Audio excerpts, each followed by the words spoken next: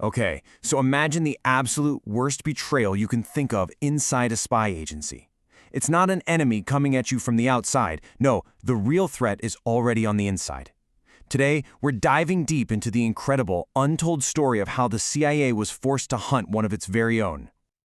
This quote from former CIA officer Andrew Bustamante really gets to the heart of the crisis. I mean, the agency wasn't just attacked, it was totally compromised from within. One of their own people was literally handing America's biggest secrets directly to the enemy. So let's be clear about what a mole is. This isn't just a traitor. A mole is the ultimate insider threat. They've got the keys to the kingdom, you know? They can expose operations, uncover agents, get officers killed. They put countless lives on the line. All right, so how did this whole thing even start? Well, it wasn't some brilliant discovery from inside the CIA. The alarm actually came from the outside, which kicked off this desperate, top-secret hunt inside the agency. Here is the absolute nightmare scenario the CIA was facing. A trusted ally calls them up and says, "Hey, you've got a mole. This person is leaking everything to a hostile nation, which we'll call Falcon." But, and this is the kicker, you can't just go and arrest a US citizen based on a tip from a foreign government.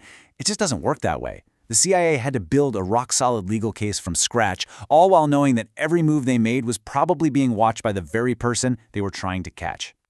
The CIA knew they couldn't use their usual playbook. Why? Because the mole knew all their tricks. So they had to turn to something unconventional. They turned to a married couple, both CIA officers, Andrew and Jihi Bustamante. And their mission? Well, it was next to impossible.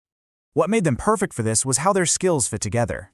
Jim-Hai was a targeter. Think of her as the analyst, the one who pieces together this giant data puzzle to find the right people. And Andrew, he was the case officer, the boots on the ground, the guy who actually goes out, makes contact, and gets the secrets. Together, they were this perfect 1-2 punch for covert ops. And this is so important to understand. Real spying is nothing like you see in the movies. It's not some James Bond lone wolf thing. It's a team sport. And it's messy. There are constant wins and losses. These aren't superhumans. They're real people, dealing with an unbelievable amount of pressure. So how do you catch a spy who knows all your moves? You have to invent new ones. The solution they came up with was radical. They decided to learn from the enemy. They were going to model their operation on the very terrorist cells the CIA had been fighting for years. They called it the shadow cell, and the logic behind it was actually simple, but totally brilliant. You see, terrorist cells are so effective because they're small and isolated. Information is kept on a need-to-know basis. So by creating their own cell, they could build an intelligence operation that was completely firewalled off from CIA headquarters. And that meant it would be completely invisible to the mole. The whole strategy was this multi-layer trap. Okay, so step 1. They'd set up a base in a friendly country, Wolf, right next door to the enemy, Falcon. Step 2, they'd build brand new spy networks inside Falcon. And step 3, this is the most important part, they wouldn't tell headquarters about it.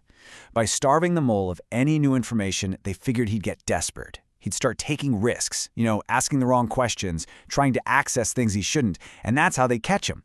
It was the perfect bait. Now, to make any of this work, they had to be ghosts. They used this classic piece of spycraft the British call dry cleaning. Instead of flying directly from Wolf to Falcon, which is super easy to track, Andrew would first fly to a completely neutral country.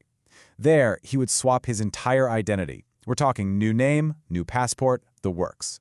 Then he'd travel into Falcon. So if the enemy ever tried to trace his steps, the trail would just go cold in some random country, and they'd never suspect his real base of operations was right next door.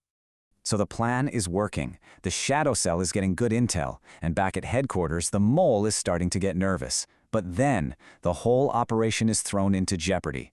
Andrew, deep inside enemy territory, has that terrifying realization. He's being followed. Seriously? Think about that for a second. If you're in a busy city, how would you actually know? Is it just you being paranoid? Well, for a CIA officer, it's not a gut feeling, it's a science. He runs what's called a surveillance detection route, or SDR.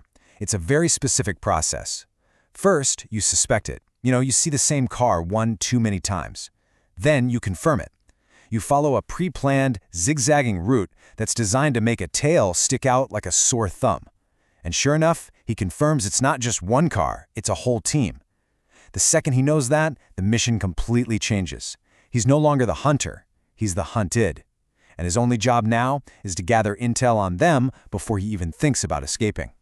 So, Andrew knows he's been made. He's compromised. He sends a coded message to Jihi, "I'm coming home early," and starts trying to get out. But in that moment of extreme pressure, he makes one single critical mistake. He was in a video game arcade trying to bore his tail to death when one of his pursuers came around a corner and they locked eyes. For a spy under surveillance, that is the cardinal sin. It's the silent confirmation. I see you and you see me. The game is over. In that one split second, all the training, all the confidence, it just vanished. As Andrew described it later, it was a moment of pure fear. A totally humbling realization that, hey, you messed up and you're not nearly as good as you thought you were. Andrew did manage to make a pretty tense escape out of Falcon, but his cover was blown forever. And on the surface, that looks like a total failure, right? But what seemed like a tactical loss was actually a massive strategic win. Yeah, his alias was burned. He could never go back. But that was part of the design. He was the tripwire. When he got caught, it proved two things. One, the mole was definitely active in feeding intel to Falcon, and two, the rest of the Shadow Cell network, the really important part, was still completely secure and totally unknown. And this is the long game of counterintelligence. It's not about instant results. The Bustamante started the mission. Andrew getting caught proved the mole was taking the bait. And even though they left the CIA long before it was over, years down the road, the FBI finally made the arrest, using a case file that started with the evidence the Shadow Cell had gathered. So in the end, what did they actually accomplish? Well, they built a brand new, uncompromised intelligence network against a major enemy. They proved that this Shadow Cell model worked, so well in fact, that it helped change how the CIA itself was organized. And most importantly, they lit the very long fuse that eventually brought a traitor to justice.